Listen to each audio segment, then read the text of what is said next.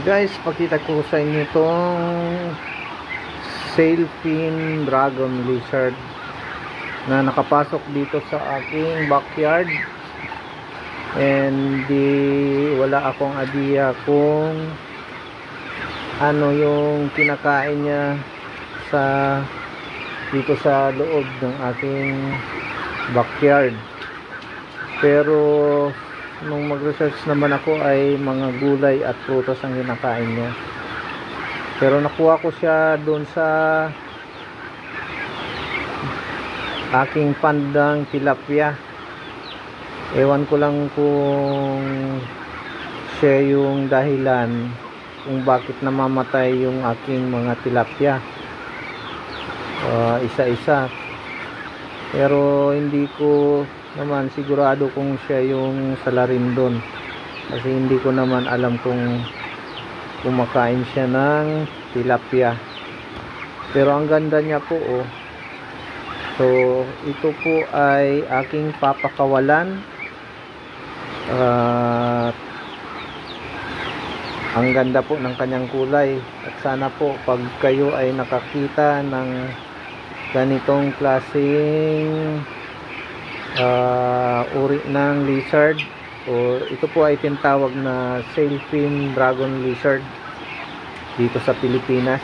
Ang ganda po ng kanyang kulay. Sana po ay mapanatili natin na marami pa ang kanilang maging lahi. Yan po, oh. Ang bait naman po siya.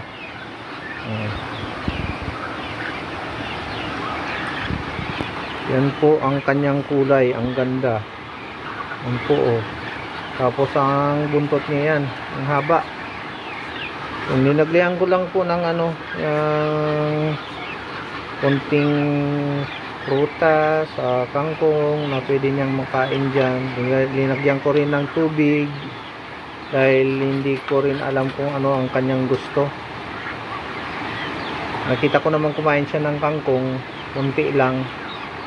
So by tomorrow siguro ay papakawalan ko na ito dyan sa gubat dito sa aking likod ng bahay. Sana wag hulihin ng mga dumadaan dito sa aming backyard, dito sa likod ng sapa, kasi maraming yun, meron pa ako nakitang isa dun. Yun, oh. Kung nakikita nyo guys, yun, oh, nandun sa malapit sa sapa. Yun, oh, yun, oh, yun guys, nandun, oh, yun guys, yun guys, oh, lumangoy siya guys, papunta dun.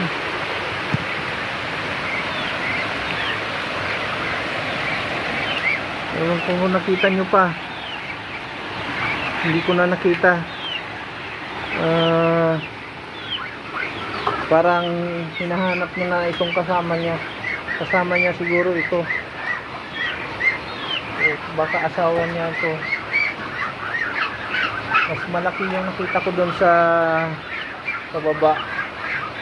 Ito po kasing aking backyard ay napapalibutan ng net, and wala po akong idea kung paano siya nakapasok dito sa aking backyard. Napapalibutan po ito ng net.